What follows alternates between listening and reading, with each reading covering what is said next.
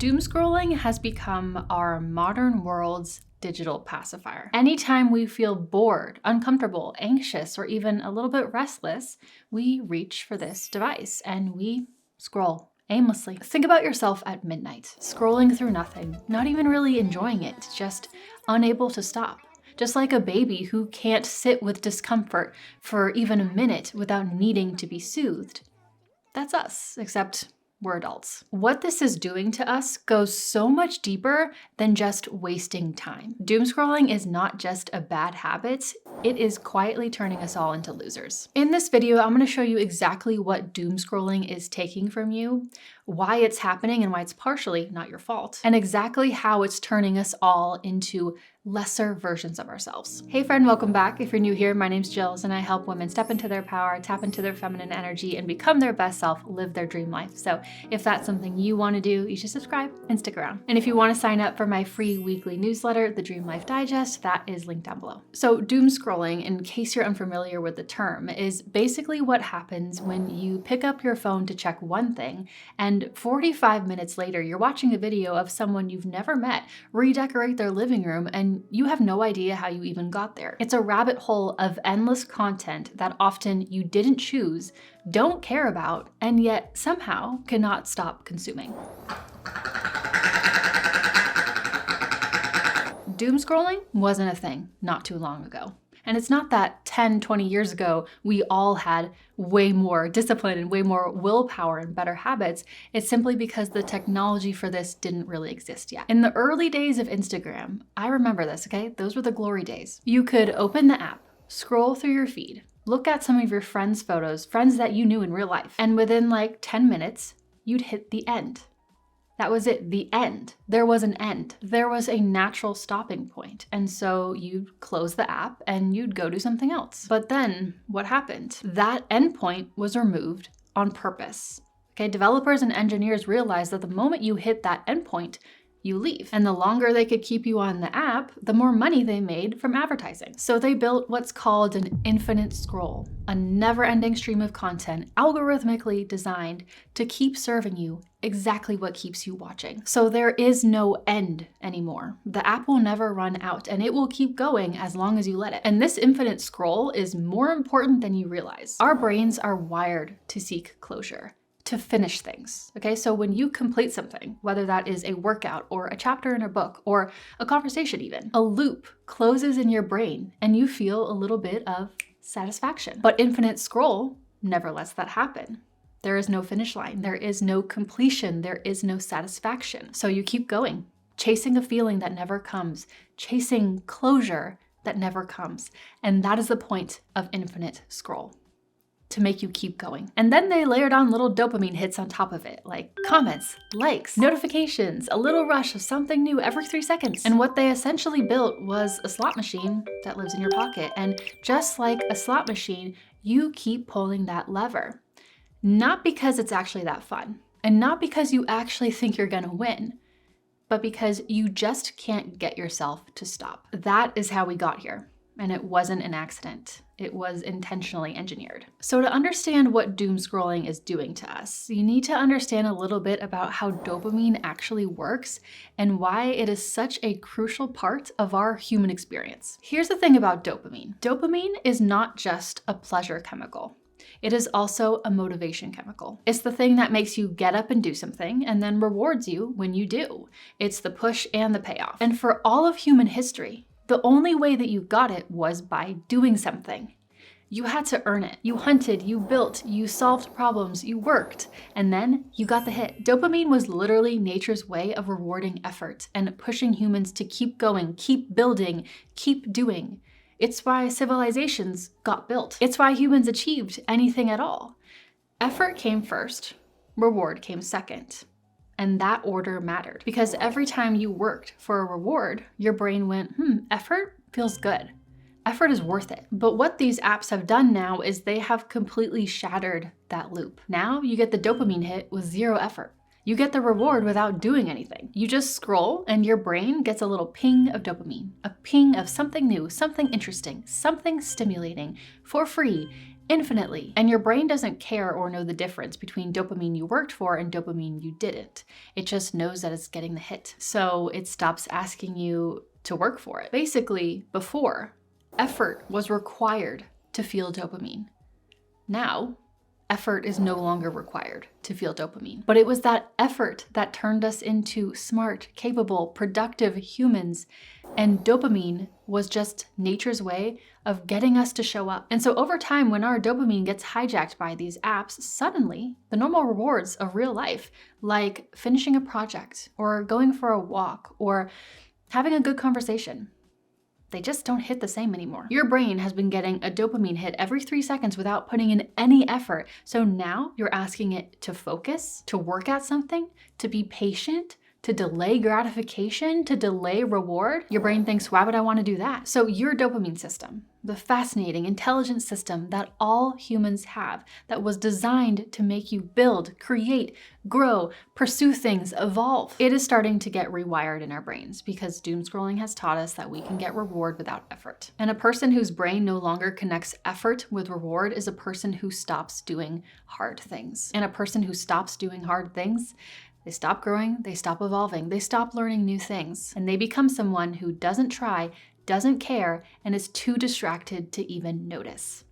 And they become a loser. Think about this as an analogy, okay? Not that long ago, for a man to be with a woman, he had to put in effort. He had to show up, communicate, plan things, take risks, deal with rejection, and especially he had to become a man worth choosing. That friction and that effort was not optional. It was just a part of the process. Now, a lot of lonely men don't have to do that. They can just go online, watch a little movie, if you know what I'm talking about, and get a very similar chemical hit. And there's no risk of rejection, and also there is no effort. I just love the taste of nothing. And so when the reward is available without the work, the pressure to grow disappears. And when you remove the effort, you remove the very thing that turns boys into men. And it's the same with doom scrolling. Consistent reward, over and over again, without effort, slowly turns us into losers.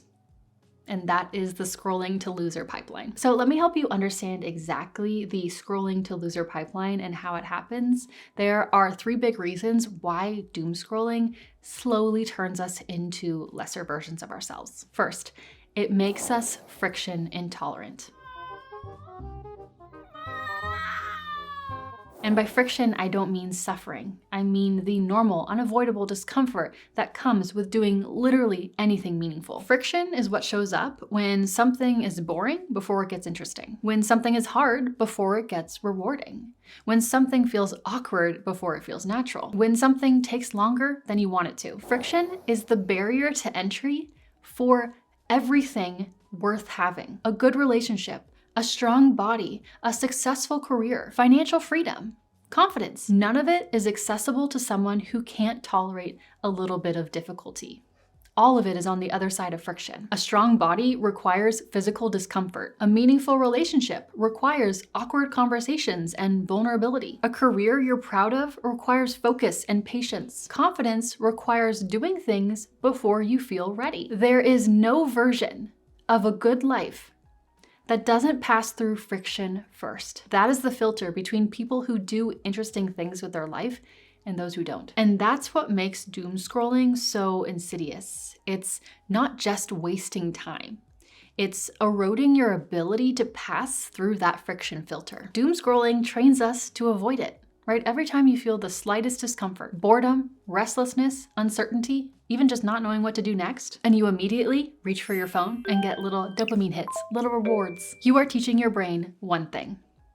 Discomfort is not to be tolerated, it is to be escaped. So over time, you genuinely become friction intolerant. And that is when your life slowly starts to get worse. And you probably won't even notice it at first, but you'll find that the workouts are too hard, or that project, it feels too boring, or the conversation feels too uncomfortable. In the moment, avoiding friction feels like relief, but over time, it costs you everything. And once your tolerance for friction is gone, there is a second problem that follows almost immediately. You lose your ability to delay gratification. So there was actually a famous study done at Stanford in the 1970s called the marshmallow test. and you may have heard of it. So basically, researchers sat young children down in a room alone and put a single marshmallow in front of them. And they told each child, you can eat the marshmallow right now, or if you wait 15 minutes, you can get 2 marshmallows. Then they left the room and they watched. Some kids ate the single marshmallow immediately. Some kids waited the 15 minutes to get 2. And here's what's fascinating with this, okay? The researchers followed these children for decades.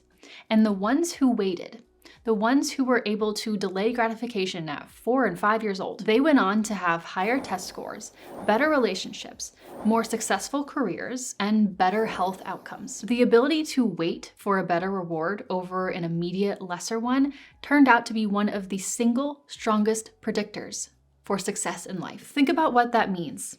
Okay, the ability to delay gratification is the foundation of building anything good. Every worthwhile thing in life has a delayed reward. When you want to get fit, you go for weeks, usually for months, before you see any changes. When you build a business, on day 1 of your business, you're making no money and you're putting in work without reward. You usually build a business for years before it pays off. Or you save money for months before you can afford that big vacation. Life rewards the people who are patient. And doom scrolling is turning us into people who are not. With doom scrolling and all of these instant hits of reward, it trains us to expect reward immediately. Every swipe gives you something new. Every video resolves boredom instantly. Every moment of discomfort gets fixed right now. There is no waiting, no buildup, no delay, no period of time where you just have to trust the process and keep going. So your brain slowly stops practicing that skill.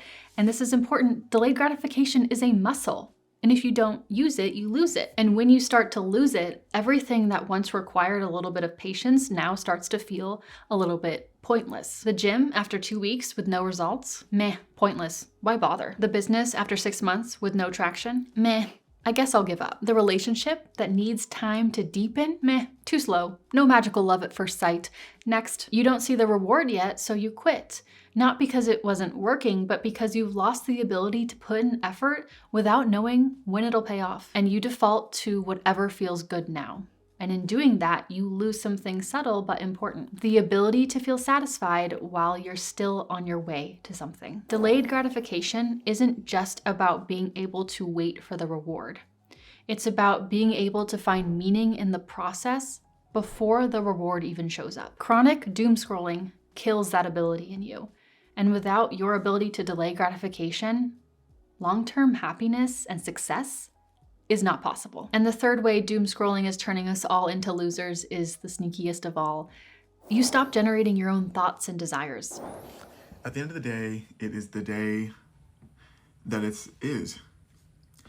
You are what you eat, and you are what you are. So when you are constantly consuming other people's lives, other people's opinions and aesthetics and ideas, you kind of slowly stop generating your own. And very slowly, without noticing, you start to become a reflection of what the algorithm has fed you, instead of an actual person with your own sense of self. You lose your own taste, your own opinions, your own desires. You don't even really know what you want anymore because you've been outsourcing that to a feed. You see someone's apartment and suddenly you want that aesthetic. You see someone's relationship and suddenly yours feels wrong. You see someone's body and suddenly yours feels like a problem. You see someone's opinions and you adopt it as your own without even thinking it through yourself. You kind of become a social chameleon, and it's not intentional, but it just happens. You lose your own tastes, your own preferences, your own direction, and the scary part is you don't even realize it happening. You just slowly become someone who is very easily influenced, very easily destabilized, and very uncertain about who you are and what you actually want. Here's something I want you to think about, okay? When was the last time you got bored and let yourself be bored? And not immediately try to fix that and cure that discomfort by scrolling on your phone and reaching for your phone. Because here's the thing, when you get bored, you don't just sit there bored forever. Something always comes from it. You decide to call a friend, or you go for a walk, or you get some work done, or you pick up a book, you get dressed and go out to a coffee shop, or you respond to that email that you've been putting off, or even just take a nap. You won't sit there forever. You will do something more useful with your time, something real. Boredom, when you don't immediately kill it with your phone, always leads somewhere real. It's your brain trying to direct you towards your actual life. Letting yourself get bored will change your life. And I say that with full seriousness and full conviction. Letting yourself sit in the boredom will change your life. But every time you feel any moment of boredom with doom scrolling, you never get to find out what you actually wanted to do, what your soul was gonna call you to take action on, or what sounds fun and exciting right now, or what your body and your mind need. You never get that signal, and you stay stuck in someone else's world instead of building your own. And so the algorithm starts to subtly become the author of your life. And that is the end of the pipeline. Friction intolerance keeps you from starting. Losing your ability to delay gratification keeps you from finishing. And losing yourself keeps you from even knowing who you are and where you want to go anymore. And so that is the scrolling to loser pipeline. So what do you actually do about this? Let me ask you something, okay? The last time that you sat down to do something that required focus, your work or a workout or even reading, how long did it take you before you reached for your phone? Was it an hour? Or was it 5 minutes, 2 minutes, 30 seconds? That is your friction tolerance right now and how deep into the pipeline you are. So here's what I want you to take away from this video, okay? Number one, let yourself be bored. Seriously, let yourself be bored. The next time you get that restless, uncomfortable urge to grab your phone, don't. Sit with the boredom. See what comes from it, because something always does. Number two, stop running from friction. And I don't mean that you have to torture yourself or be like, this no pain, no gain type of bro, but just notice the next time something feels uncomfortable and you want to escape it. Because every worthwhile thing has its hard moments. The career, the relationship, the body, or the creative project. All of it has moments where it feels boring or hard or slow or uncomfortable. Those moments are just a part of the process, and the people who get what they want in life don't run from it. Number three, be intentional about what you consume. I'm on social media. I make YouTube videos. I watch YouTube videos. I'm not telling you to delete everything, but there is a massive difference between doom scrolling and intentional consumption. When you go on YouTube and you search for something that you actually want to learn, or you click on a video that actually adds to your life, something valuable or thoughtful, that's you being the author. But when you open an app and let the algorithm decide what you're watching for the next 3 hours, that's the algorithm being the author. Be the one making the choice. Your consumption is quietly shaping who you are, so make sure that it's shaping you into someone you actually want to be. So you don't need to throw your phone away. You just need to get comfortable being a little uncomfortable, because the good life is on the other side of it. And with that said, I highly recommend you go watch this video here, how to comfortably get out of your comfort zone. This is all about expanding yourself without overwhelming yourself and making yourself all anxious and dysregulating your nervous system. So if you're ready, I'll see you over here, or if not, that's okay. I'll just see you next time. Thanks for watching. Bye.